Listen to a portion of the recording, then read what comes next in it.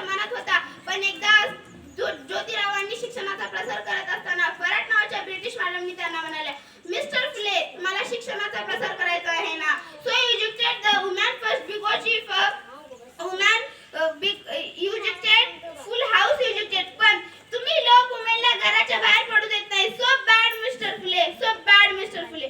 झालं, ते आले माझ्याकडे पाटील पेन्सिल घेऊन आणि मला म्हणाले, सावित्री, आजपासून ना तुला शिकवणार. झालं, सुरू झालं माझा अभ्यास. काना, मात्रा, विलांटी, उकार, वेग, बे, बेदुनी, चार, बेत्रिक्सा, हाच उदास मी लिहायला वाचायला शिकले आणि काव्य सदा रचू लागले. आणि अशातच 1 जानेवारी, होय शनिवारी 1 जानेवारी 1848 ला आम्ही पुण्यात भिडेवाड्यात आम्ही पहिली शाळा सुरू केली आणि मी पहिली शिक्षक आणि मुख्याध्यापिका सुद्धा झाले. शेलपाट्यासारखं जगला तर नाद काम तमाम होईल, पण जर बागासारखं जगला तर नाव होईल. आणि अशातच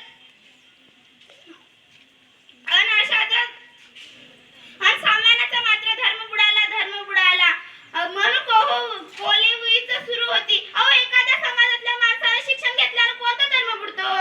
इतका तगला तू असू शकतो का? हा धर्म माणसासाठी असतो की धर्मासाठी माणूस असतो?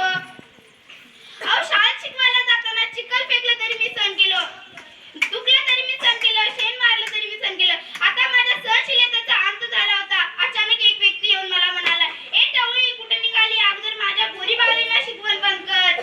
अगं, तुझी अब्रू प्यारी की तुला शिकवण? कदाचित त्याला माहित नसावे की आम्ही सुद्धा ज्योतिरावाची पत्नी आहोत.